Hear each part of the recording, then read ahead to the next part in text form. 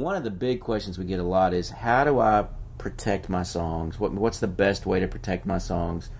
Is a poor man's copyright where you just mail yourself a CD and a lyric? Does that work? Or, you know, what do people need to know about that? It works to some degree.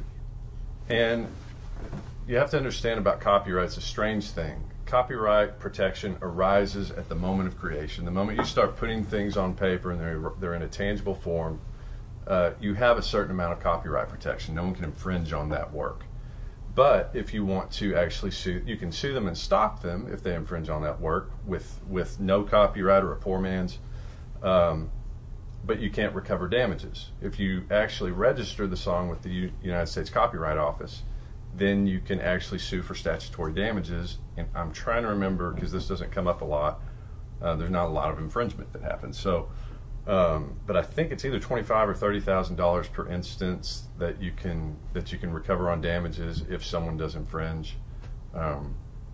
Just statutorily guaranteed stuff. So monies. So.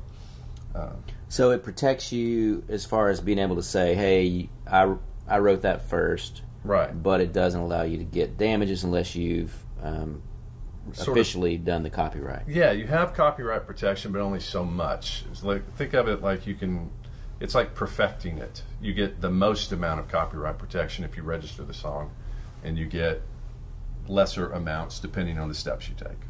Gotcha. So if I really wanted to do it the best way, I would need to register each song individually, so yes. I made sure I had that. But, you know, one of the things, like you just mentioned, you know, in my whole career, I've only known of one or two instances in 20 years of that really happening. And right. And you can't copyright a title, is that correct? Right. So, you know, somebody over here could write "I love you," and somebody over here could write "I love you," and that doesn't mean anybody stole the title. Right. Well, my favorite example of that is "Life's a Dance," "I Hope You Dance," and "The Dance." You know, they're all using a dance as a metaphor for life. They all have very similar titles. They came out in roughly the same period of time. I mean, like at the same era. Mm-hmm. And no one really said there was infringement at all. Those were three different takes on the same idea that all worked because they were very well written and well performed. Right. So yeah, it's hard to infringe, really. Yeah. Yeah, and not many people have the motivation to do that. I mean, it's just not a thing that people go around going, "Hey, I'm gonna go to a show and see if I can find a great song to rip off." Yeah, I think people that write really are driven by the creation. They don't want to steal; they want it to be their work. I think that's most everyone, really. Yeah.